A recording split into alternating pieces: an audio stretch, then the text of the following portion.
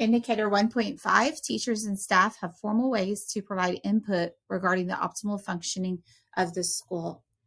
Our mean here was a score of 4.1, so it did not fall below the threshold of the 3.5 to make it a growth area. However, 4.1 was one of our lower scores.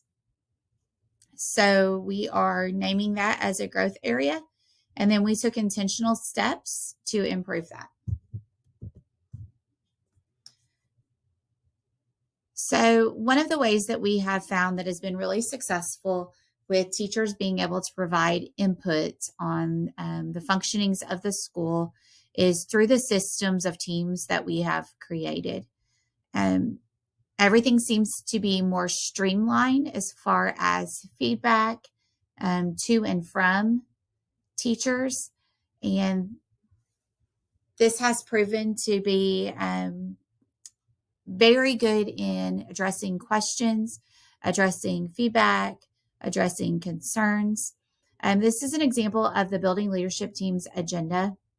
The agendas have helped us tremendously because it allows us to talk about items that we have planned for and not just what might be on our mind at the time. Anyone on the team can provide information or talking points to be added to the agenda. And then during the meeting, our note taker is recording the information that is talked about and making note of it so that the information that is distributed back to the teachers is accurate and gives them a clear representation of what was talked about. Here's a survey we did for our teachers. This is one of many surveys we give them just so that we can get the pulse of the school and know how they're feeling. This is a copy of the Building Learning Coordinator check-in with the team leaders. Again, checking in weekly with our team leaders has proven so beneficial, but because it allows them to be heard in a formal way. I talked about in a different video that we were doing these face-to-face, and while we still have some of these face-to-face, it has turned more into a Google form. It fits the schedule of the teacher leaders better, but it also gives them time to really write about and think about what it is they want to say or how they want to ask for help.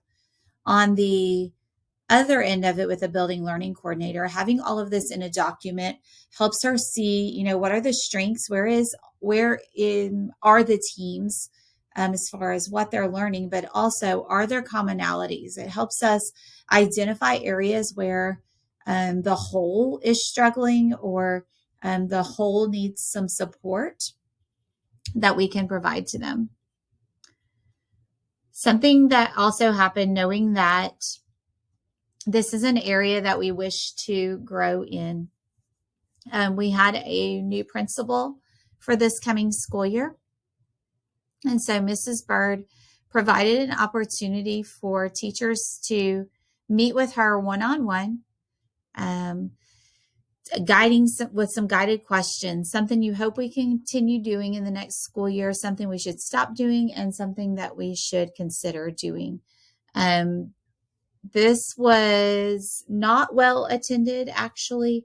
Only 7 teachers took advantage of this opportunity, but we are going to continue to provide opportunities like this to the teachers, knowing that if they have input to give or feedback to give, that we definitely want to hear it.